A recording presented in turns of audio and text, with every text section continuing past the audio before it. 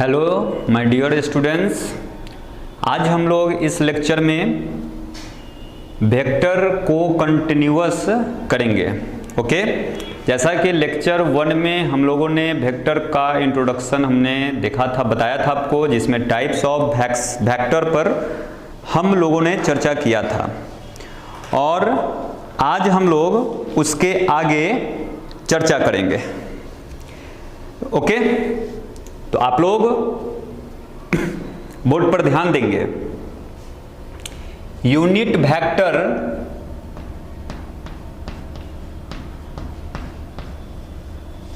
along coordinate axis, coordinate axis. तो हम लोग ये टॉपिक पर डिस्कस करेंगे कि unit vectors along coordinate axis, यानी कोऑर्डिनेट एक्सिस के अलोंग यूनिट वेक्टर की हम लोग चर्चा करेंगे। यूनिट वेक्टर, जैसा कि हम लोग यूनिट वेक्टर समझ रहे हैं कि यूनिट वेक्टर होता क्या है। यूनिट वेक्टर माने वैसा वेक्टर जिसका मैग्नीट्यूड 1 हो। ओके, तो सबसे पहला हम लोग क्या करते हैं, कोऑर्डिनेट एक्सिस हम लोग ड्रॉ करते हैं। ये एक्स एक्सिस हमने इसको माना, ये वाई एक्सिस और ये जेड एक्सिस। आपको ये समझना है कि जेड एक्सिस किस प्रकार का होगा। जब भी हम लोग 2 डायमेंशनल कोऑर्डिनेट ज्योमेट्री अभी तक हम लोगों ने सीखा है, लेकिन यहां 3D में क्या करने हैं, जो आप एक्स एक्सिस और वाई एक्सिस बोर्ड पर खींचा करते हैं, तो उसी प्रकार से हम लोग खींच लिए। ओके, एक ऐसा एक्सिस हम लोग को लेना है जो इस ओरिजिन पर परपेंडिकुलर, और यहां पर यानी इस प्रकार से हो। तो 2D बोर्ड पर हम लोग को अगर तीसरा एक्सिस, थर्ड जो एक्सिस है उसको दिखाना होता है, तो हम लोग इस प्रकार से इसको रिप्रेजेंट करते हैं। ये हमारे जेड एक्सिस हो गए और तीनों के तीनों एक्सिस म्यूचुअली परपेंडिकुलर होते हैं। इसका मतलब है कि इस दोनों वाई एक्सिस और एक्स एक्सिस के बीच 90 डिग्री का एंगल है, साथ ही साथ एक्स और जेड एक्सिस के बीच भी 90 डिग्री का एंगल है। आपको भले यहां ये बात का कंफ्यूजन होगा कि इस दोनों के बीच 90 डिग्री का एंगल कैसे, तो आप थोड़ा सा इस पर सोचो, क्या ये दोनों के बीच 90 डिग्री का एंगल नहीं है? बिल्कुल है। साथ ही साथ वाई और जेड एक्सिस के बीच भी 90 डिग्री का एंगल है। तो भले इस के हमने इमेज को, सपोज हम इधर से हमने एक लाइट को फोकस किया, तो इसका जो इमेज बनेगा उस इमेज को हमने कल्पना करके बना लिया और कुछ नहीं, यानी कि थर्ड एक्सिस को हमें इस प्रकार ही खींचने होंगे। तो बात आता है कि हम एक इकाई डिस्टेंस पर, 1 यूनिट के डिस्टेंस पर हम लोग एक पॉइंट लेते हैं। इस पॉइंट का कोऑर्डिनेट क्या होगा, तो 1, 0, 0। हमने क्या किया, 1 ओरिजिन से 1 यूनिट के डिस्टेंस पर हमने एक पॉइंट लिया जिसका कोऑर्डिनेट 1, 0, 0 है।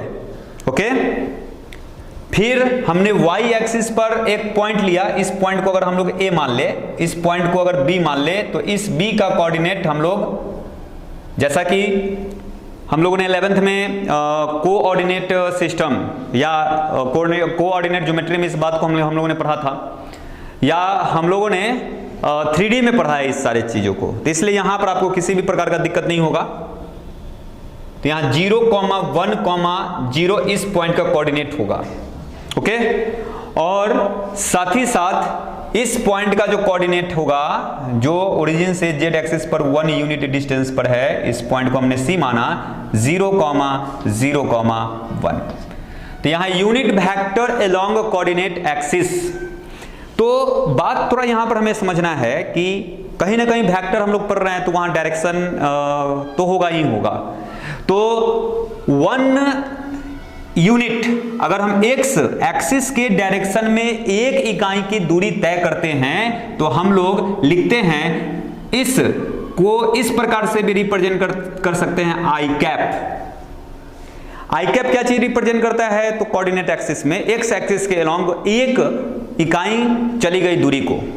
ओके, वाई एक्सिस के अलोंग, ओरिजिन से वाई एक्सिस के अलोंग एक इकाई जो दूरी चली जाए, या एक इकाई दूरी हम डिस्प्लेस हो, एक ओरिजिन से एक इकाई की दूरी पर जब हम डिस्प्लेस हो तो ये जो वेक्टर होगा इसको हम जे कैप से रिप्रेजेंट करेंगे, और वाई एक्सिस के अलॉन्ग 1 यूनिट का जो वेक्टर होगा उसको हम लोग के कैप से रिप्रेजेंट करेंगे। तो ये तो बात हो गई रिप्रेजेंटेशन की कि आपको आई कैप क्या रिप्रेजेंट कर रहा है। तो एक्स एक्सिस के अलॉन्ग, एक्स एक्सिस के डायरेक्शन में 1 यूनिट का वेक्टर, वाई एक्सिस के डायरेक्शन में 1 यूनिट का वेक्टर तो जे कैप, जेड एक्सिस के डायरेक्शन में 1 यूनिट का वेक्टर तो के कैप। यानी आई कैप आपको ये बताता है कि डिस्प्लेसमेंट किसके अलोंग, तो एक्स एक्सिस के अलोंग, ओके 1 यूनिट। ये जो आपको जे कैप क्या चीज को रिप्रेजेंट कर रहा है, तो ओरिजिन से वाई एक्सिस की ओर 1 यूनिट के डिस्टेंस जो हमने ट्रेवल किया, डिस्प्लेस हुआ, उसको रिप्रेजेंट करता है, यानी उस वेक्टर को रिप्रेजेंट करता है। और ये जो है 1 यूनिट यानी कि हम डिस्प्लेस हुए तो यहां जो किसके अलोंग, तो जेड एक्सिस के अलोंग, तो उसको हम लोग यहां के कैप से रिप्रेजेंट करते हैं। तो आई कैप, जे कैप और के कैप यूनिट वेक्टर कहलाता है अलोंग कोऑर्डिनेट एक्सिस। आई कैप क्या होगा, तो यूनिट वेक्टर होगा एक्स एक्सिस के अलोंग। वाई कैप माने वाई आई कैप हो गया, जे कैप क्या होगा, तो यूनिट वेक्टर होगा वाई एक्सिस के अलोंग, और साथ ही साथ जेड कैप जेड एक्सिस के अलोंग एक यूनिट वेक्टर को बताता है, ओके। और इसमें हम लोग अब पोजीशन वेक्टर को थोड़ा सा समझेंगे, ओके ना। पोजीशन वेक्टर हम लोग देखते हैं, position vector and magnitude.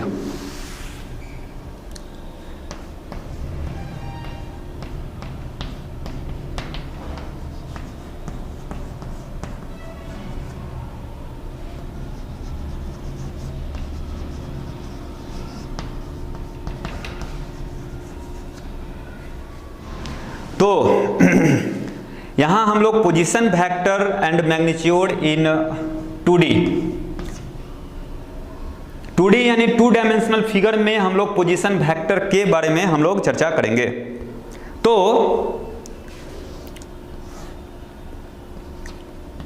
X axis और वाई एक्सिस हमने यहां पर खींच लिया, ओके। हम एक पी पॉइंट हम लोग पी पॉइंट लेते हैं जिसका कोऑर्डिनेट x, y है। तो यहां पर हमें क्या समझने हैं कि ये x कोऑर्डिनेट क्या चीज, ये p पॉइंट के x कोऑर्डिनेट क्या चीज को रिप्रेजेंट कर रहा है, तो ओरिजिन से x एक्सिस के डायरेक्शन में, x एक्सिस के दिशा में x इकाई की दूरी, x एक्सिस के डायरेक्शन में x इकाई की दूरी, यानी कि x इकाई आप ओरिजिन से x एक्सिस के पॉजिटिव डायरेक्शन में आप मूव कर जाओ तो ये जो लेंथ है उसको वो x से रिप्रेजेंट हो रहा है, x से रिप्रेजेंट हो रहा है, ओके। अब इसी के परपेंडिकुलर हमें क्या करना है, y एक्सिस के डायरेक्शन में y यूनिट का डिस्टेंस ट्रैवल करना है। अगर हम इसको एक वेक्टर के टर्म में सोचे तो x यूनिट हमने डिस्टेंस ट्रैवल किया, तो एक यूनिट का अगर हम डिस्टेंस अगर ट्रैवल करते हैं x एक्सिस के अलोंग 1 यूनिट अगर हम डिस्प्लेस हो रहे हैं तो यानी आई कैप से हम उसको रिप्रेजेंट करते हैं। y एक्सिस के अलोंग हम अगर डिस्प्लेस हो रहे हैं 1 यूनिट तो उसको जे कैप से रिप्रेजेंट करते हैं। तो x एक्सिस के अलोंग हमने x यूनिट का डिस्टेंस ट्रैवल किया तो हम इसको लिख सकते हैं वेक्टर फॉर्म में xi। xi क्या रिप्रेजेंट कर रहा है, x एक्सिस के डायरेक्शन में x इकाई चली गई दूरी, y एक्सिस के डायरेक्शन में हमने यहां y इकाई की दूरी तय किया है तो यहां पर हम इसको लिख सकते हैं yj वेक्टर फॉर्म में। तो इसका रिजल्टेंट क्या होगा, तो रिजल्टेंट वेक्टर जो होगा OP इसका रिजल्टेंट वेक्टर होगा, यानी OP यहां रिप्रेजेंट करेगा किसको, तो बात आता है OA vector plus AP vector को।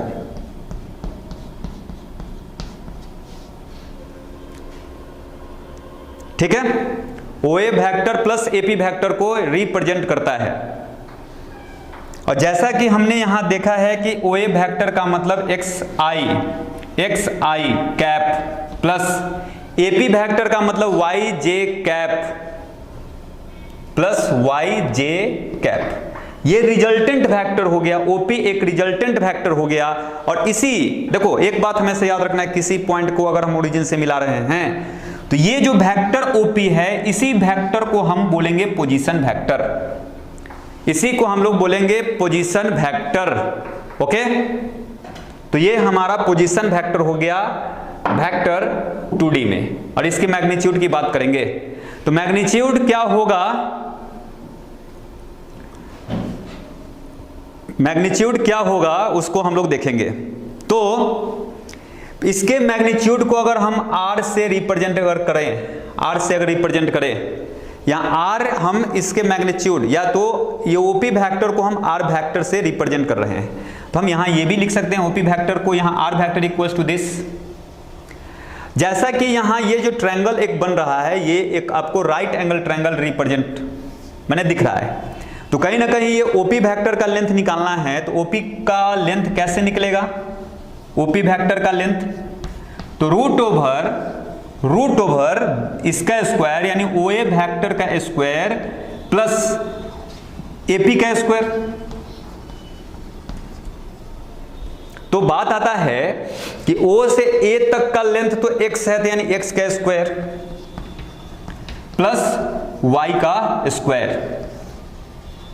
ये जो हो गया आपको ओपी वेक्टर का मैग्नीट्यूड हो गया, यानी सिंपल यहां ओपी वेक्टर इस बात को रिप्रेजेंट करता है। तो किसी भी पॉइंट का अगर पॉइंट हमें गिवन है, मान के चलो 3,1 ये अगर पॉइंट हमें गिवन है तो पॉइंट का अगर पोजीशन वेक्टर अगर लिखना है यानी पी पॉइंट हमने माना तो ओपी लिखना है तो कुछ नहीं करना है, ये इसका जो कोऑर्डिनेट है उसके साथ x कोऑर्डिनेट के साथ i कैप लगा दीजिए प्लस y कोऑर्डिनेट के साथ j कैप लगा दीजिए और बीच में प्लस का साइन दे दीजिए। तो जो वेक्टर है वो पोजीशन वेक्टर हम बना चुके हुए हैं, यानी किसी पॉइंट का पोजीशन वेक्टर हो गया, यानी पोजीशन वेक्टर ओपी को यहां रिप्रेजेंट कर रहे हैं। अगर मैग्नीट्यूड अगर पोजीशन वेक्टर का यहां निकालना है या किसी भी वेक्टर का मैग्नीट्यूड निकालना है तो सिंपल i का जो कंपोनेंट है या i का जो कोफिशिएंट है उसका स्क्वायर और प्लस j के कोफिशिएंट के स्क्वायर को हम लोग सम कर उसका रूट निकाल लेंगे।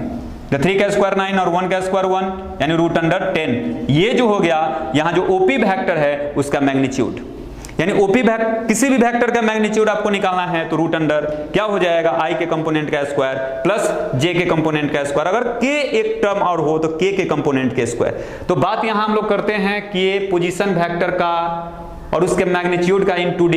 तो हमने यहां पर जो भी टर्म समझा उसको आप अच्छी तरह से राइट डाउन कर लोगे वीडियो को पॉज करके।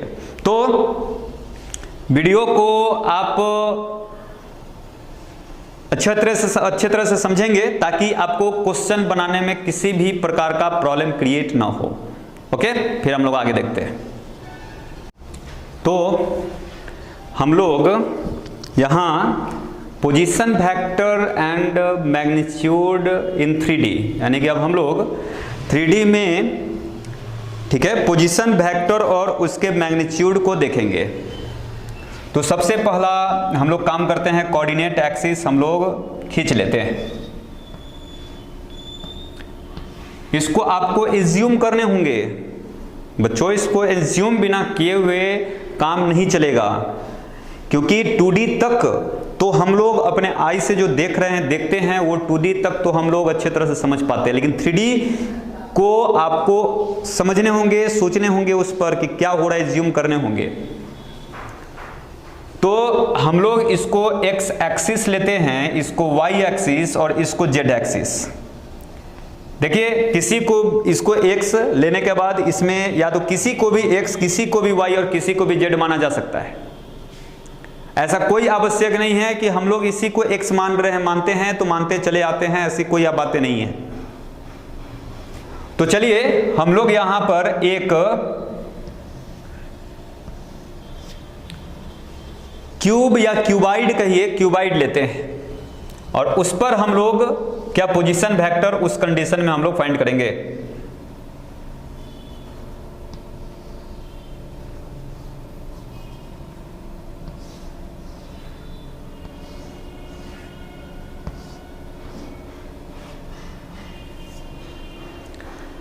तो एक ये जो पॉइंट ऐसा पॉइंट है P पॉइंट, जो क्या है कि बाहर की ओर है, जैसा कि आप समझ रहे होंगे कि यह पॉइंट क्या है, स्पेस में है, और ये जो आपको पॉइंट दिख रहा है जो एक्स एक्सिस पर है, इस पॉइंट को हमने ए माना, जो इसके फ्रंट में नहीं उसके बैक में दिख रहा है एक्स एक्सिस पर। ओके, ये जो वाई एक्सिस पर एक पॉइंट है उसको हम लोग बी मान लेते हैं, और जेड एक्सिस पर जो पॉइंट है उसको सी मान लेते हैं। जैसा कि वो हमें दिख रहा है, ये बी, सी, ए या पी, या ये पॉइंट, ये पॉइंट, ये पॉइंट, ये सभी के सभी ये क्यूबाइड के कॉर्नर पॉइंट है। जैसा कि हम लोग देख रहे हैं, ये जो एक फेस है जो आगे की ओर है, एक फेस पीछे की ओर है, एक बाएं तरफ है, एक दाएं तरफ है, एक नीचे की ओर है, एक ऊपर की ओर है।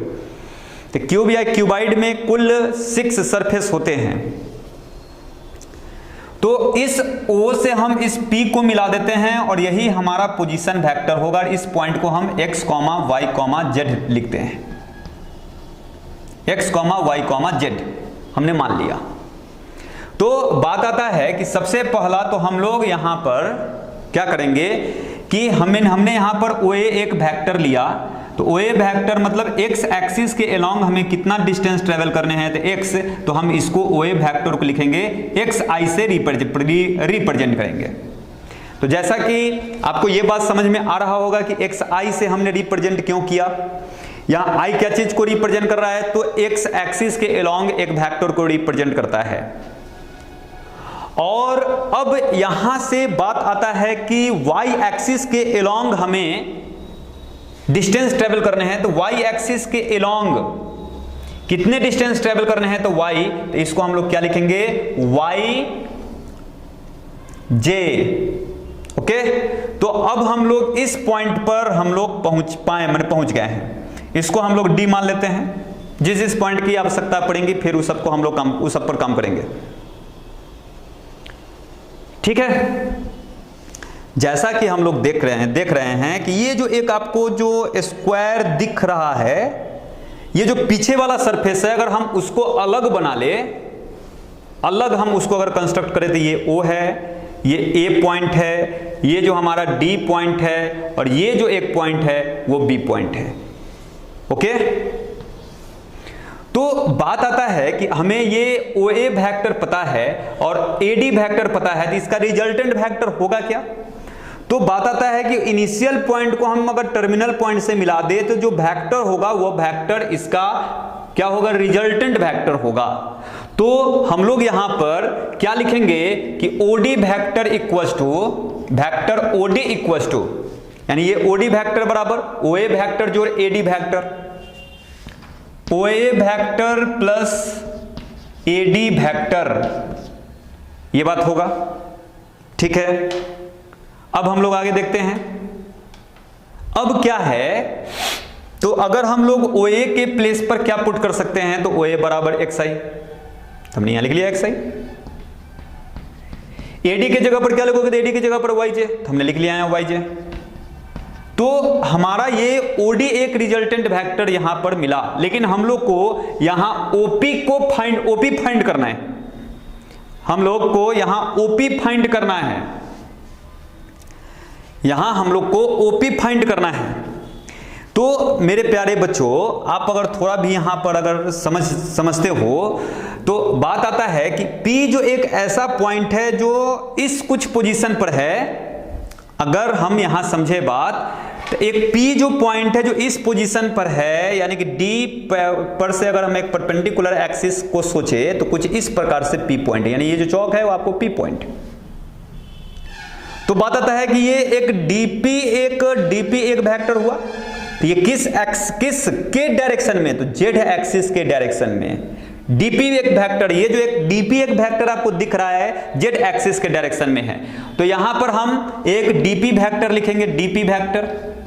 ओके, तो Z एक्सिस के डायरेक्शन में कितना यूनिट चलना है, तो Z यूनिट चलना है, तो हम इसको क्या लिखेंगे, Z और K कैप। ओके, तो यहां जैसा कि आप देख रहे होंगे कि अगर हम इससे इसको मिला दे, तो O से इस P पॉइंट को मिला दे तो OP वेक्टर, जैसा कि हम लोग यहां देख रहे हैं OP वेक्टर। तो ये OP वेक्टर यानी दिस वेक्टर OD वेक्टर जो DP vector equals to OP vector, यानी ओपी वेक्टर इस पी पॉइंट का पोजीशन वेक्टर होगा। ओके, यानी ओपी वेक्टर जो पोजीशन वेक्टर है ये इसका रिजल्टेंट वेक्टर हुआ। तो ओपी वेक्टर को हम क्या लिख सकते हैं, ओडी वेक्टर जो डीपी वेक्टर। तो अगर हम लोग इसको लिखे कि OP vector equals to OD vector plus DP vector, ठीक है। तो ओपी वेक्टर क्या है, ओडी वेक्टर है क्या, तो xi प्लस yj, अब प्लस डीपी वेक्टर क्या है, तो zk।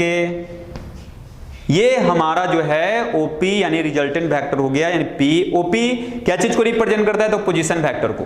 तो पोजीशन वेक्टर हमने यहां पर ज्ञात कर लिया, xi प्लस yj प्लस क्या, zk। तो बात आता है कि अगर 3D में कोई वेक्टर होगा तो यहां पर 3 कंपोनेंट होंगे, i, j और k, यानी x एक्सिस के अलोंग एक वेक्टर होगा, z एक्सिस के अलोंग एक वेक्टर होगा, यानी y एक्सिस के अलोंग एक वेक्टर होगा, और z एक्सिस के अलोंग एक वेक्टर होगा। उस सबको ऐड कर लेंगे तो वो एक रिजल्टेंट वेक्टर होगा। अब अगर हम लोग बात करें यहां इसके मैग्नीट्यूड का, तो जैसा कि 2D में हमने देखा था कि सबके कंपोनेंट के स्क्वायर को हम लोग ऐड करते हैं, तो यहां root under x square plus y square और प्लस जेड स्क्वायर, इसका क्या होगा, तो किसी 3D में जो वेक्टर हमें गिवन है उसका मैग्नीट्यूड हम उसके कंपोनेंट के स्क्वायर के सम को रूट के अंदर डाल देंगे तो उसका मैग्नीट्यूड निकल जाएगा। मैग्नीट्यूड का मतलब लेंथ निकल जाएगा। तो आई होप कि आप इन बातों को समझे होंगे। चलिए अब हम लोग आगे देखते हैं, आगे कंटिन्यूअस करते हैं। अब हम लोग को देखना है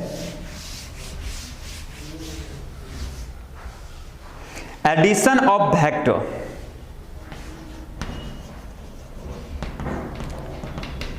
एडिशन ऑफ वेक्टर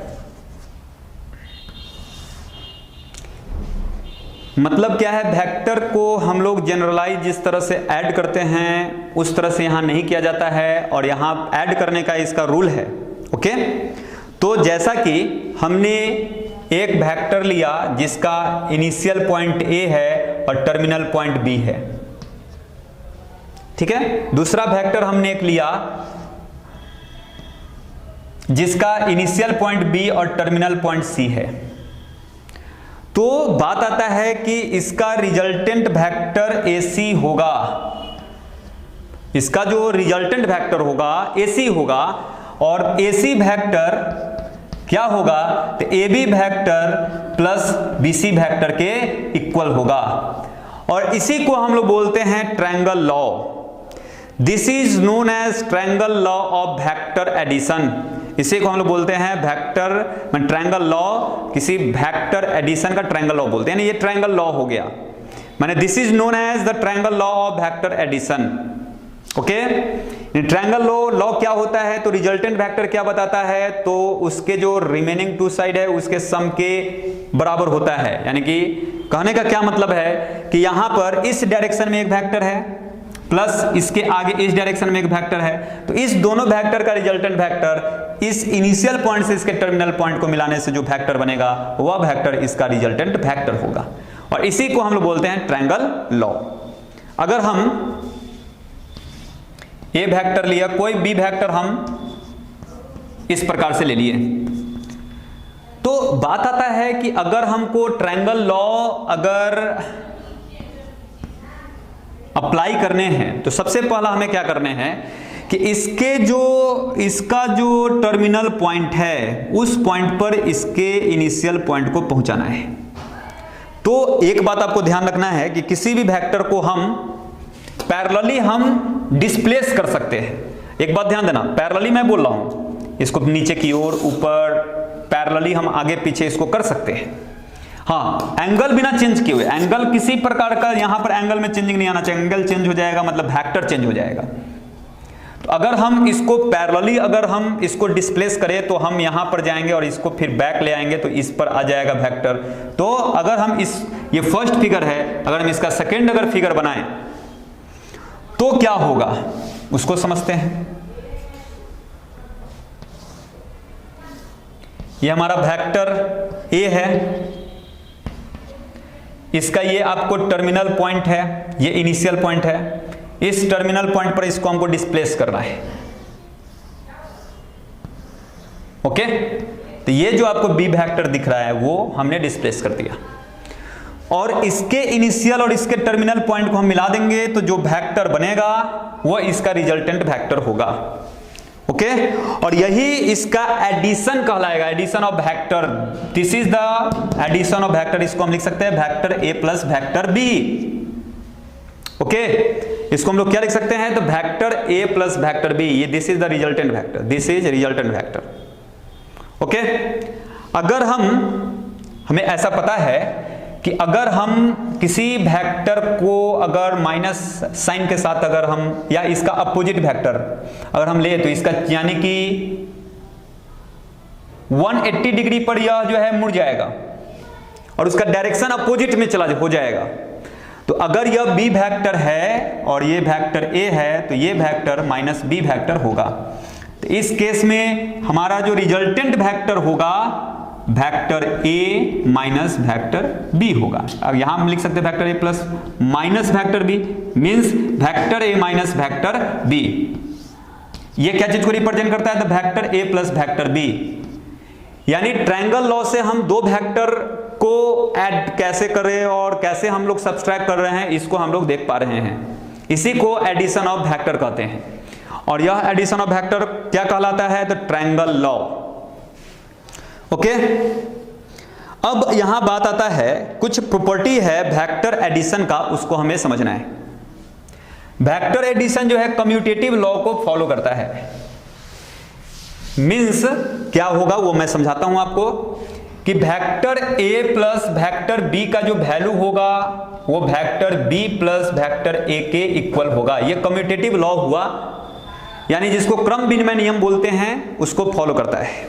एक बात, हम इसको इस प्रकार भी लिख सकते हैं, vector A plus vector B, अगर हम ब्रैकेट में लिख ले plus vector C equal to vector A plus vector B, और लास्ट वाले दोनों को हम ब्रैकेट में लिख ले, तो ये दोनों का रिजल्ट सेम होगा। ओके, अगर हम किसी वेक्टर के साथ जीरो वेक्टर को ऐड कर दे, या जीरो वेक्टर के साथ हम किसी वेक्टर को ऐड करें, तो उसका जो रिजल्ट होगा वो वेक्टर ए के इक्वल होगा। ये सब बहुत छोटी छोटी बातें हैं, और ये सब जो है आपको ध्यान रखने हैं, क्योंकि ये सभी बातें आपको आगे काम आएगा। ओके, तो इसको आप नोट डाउन कर लोगे। चलिए इसके आगे फिर हम लोग देखते हैं। तो बात आता है कि जो भी बात हमने समझाया वो सभी बात आप अच्छे तरह से समझे होंगे। एक बात लिखा है कि if vector A and vector B are two vectors, अगर दो वेक्टर है, ध्यान दो, वेक्टर ए अगर हमने माना x1i cap plus y1 j cap plus z1 k cap, और हमने बी वेक्टर एक लिया जो है x2i cap plus y2 j cap plus z2 k cap. Okay, अगर इस दोनों वेक्टर को हमको ऐड करना है तो क्या होगा उसको हम समझाते हैं। अगर किसी दो वेक्टर को आपको ऐड करने के लिए दे दिया जाए तो क्या करोगे, तो सबसे पहला तो हम दोनों वेक्टर को लिख लेंगे x1i plus y1j plus z1k plus, अब देखो वेक्टर ए हमने लिख लिया, अब प्लस वेक्टर बी, तो क्या लिखेंगे x2i plus y2j plus z2k। अब ये दोनों वेक्टर का कंपोनेंट सेम है, तो हम इसको लिख सकते हैं x1 प्लस x2i, i दोनों के साथ हमने कॉमन, i दोनों में था इसलिए कॉमन ले लिया, सिंपल। फिर इसको हम लोग क्या करेंगे, तो दोनों टर्म से अगर j कैप कॉमन ले ले, तो y1 plus y2 into j cap plus z1 plus z2 into k cap, ये किसी दो वेक्टर का एडिशन हो गया। यानी कि दो वेक्टर को ऐड करना है तो क्या करना है कि दोनों के i के कंपोनेंट को जोड़ लेना है, तो उसके साथ i लगा देना है, j के कंपोनेंट को ऐड कर लेना है j लगा देना है, k के कंपोनेंट को ऐड कर लेना है k लगा देना है। अगर इसी प्रकार हम दो वेक्टर को अगर सब्सट्रैक्ट करें तो आप सेम टू सेम रिजल्ट सोचोगे तो क्या होगा, x1 माइनस x2i। ओके, ये बात होंगे। फिर क्या होगा, y1 minus y2 j cap plus z1 minus z2 k cap. यानी अगर हमको a और b वेक्टर को सब्सट्रैक्ट करना है तो i का कंपोनेंट माइनस j का i का कंपोनेंट माइनस b वेक्टर के i का कंपोनेंट इंटू i, दोनों के j के कंपोनेंट को सब्सट्रैक्ट कर लेंगे इंटू j, दोनों के k के कंपोनेंट को सब्सट्रैक्ट कर लेंगे इंटू k, तो दोनों वेक्टर का क्या हो जाएगा, डिफरेंस हो जाएगा, यानी दो वेक्टर का सब्सट्रैक्शन हो जाएगा। अगर वेक्टर a और वेक्टर b अगर इक्वल वेक्टर है, here suppose given that vector a equals to vector b, means ये x1 equals to x2, x1 equals to x2, y1 equals to y2 and z1 equals to z2, ये बात होगा। अगर दो vector आपको equal दिया हुआ है तो ये बात होंगे। अगर किसी भी वेक्टर में, कोई भी वेक्टर में अगर वेक्टर a है, अगर लेमडा इंटू वेक्टर a लिखा है, तो इसका मतलब क्या होगा कि जो वेक्टर a है उसमें सभी i के कंपोनेंट, j के कंपोनेंट और k के कंपोनेंट को हम लोग लेमडा से मल्टीप्लाई करेंगे, यानी lambda x1i plus lambda y1j plus lambda z1k, ये लेमडा x माने a वेक्टर के इक्वल होगा। यानी किसी वेक्टर को हम स्केलर क्वांटिटी से अगर मल्टीप्लाई करते हैं तो सिंपल जो भी उसका कंपोनेंट होता है उस सभी कंपोनेंट उस स्केलर के टाइम्स के इक्वल हो जाते हैं, स्केलर से मल्टीप्लाई हो जाता है, स्केलर वैल्यू से मल्टीप्लाई हो जाता है। ओके, कुछ और इंपॉर्टेंट चीज है, उसको हम लोग दो वेक्टर पर अप्लाई करते हैं, उसको देखते हैं। सपोज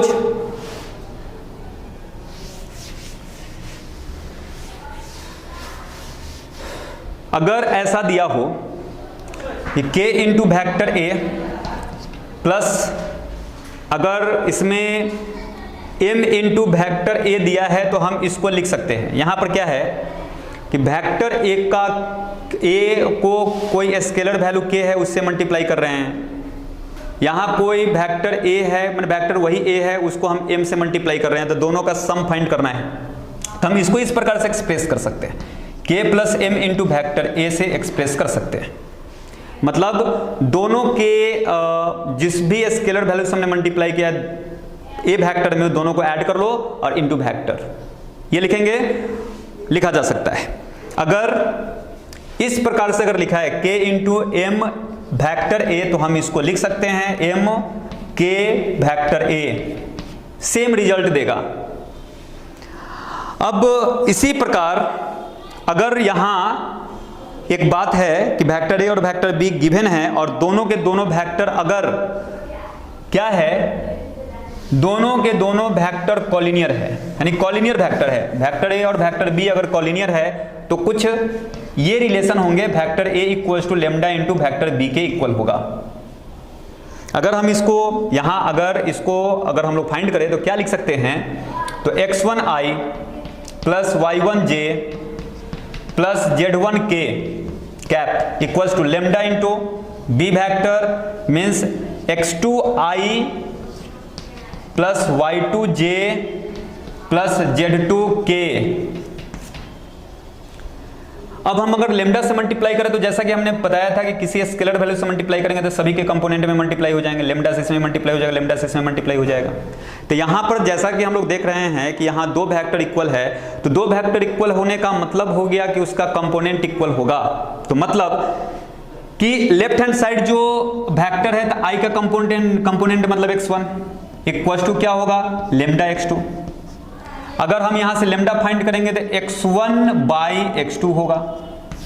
नेक्स्ट में अगर हम लोग उसी प्रकार करेंगे तो लेमडा इक्वल टू क्या हो जाएगा, तो y1 अपॉन y2 हो जाएगा। फिर इसी प्रकार थर्ड को जब हम कंपेयर करेंगे तो लेमडा इक्वल टू z1 बटा z2 हो जाएगा। सो हम इस पूरे को सबके LHS में लेमडा है तो हम लिख सकते हैं lambda equal to x1 upon x2 okay equals to y1 upon y2 equals to z1 upon z2। इस ये रिजल्ट से हमें क्या समझ में आता है उसको मैं समझाता हूं कि अगर दो वेक्टर अगर कॉलिनियर है, अगर दिया है कॉलिनियर वेक्टर, तो दोनों वेक्टर के कंपोनेंट का जो रेशियो होगा वह रेशियो इक्वल होगा। अगर दो वेक्टर के कंपोनेंट i के कंपोनेंट, j के कंपोनेंट या k का कंपोनेंट का रेशियो इक्वल होता है, i का कंपोनेंट इक्वल टू j के रेशियो ऑफ i का component equal to ratio of j का component equal to ratio of k का कंपोनेंट, अगर ये बराबर हो गया तो हम कहेंगे कि गिवन वेक्टर्स आर कॉलिनियर, यानी दिया गया वेक्टर कॉलिनियर होगा। ओके, अब वीडियो को पॉज कर इस बात को लिख लेंगे।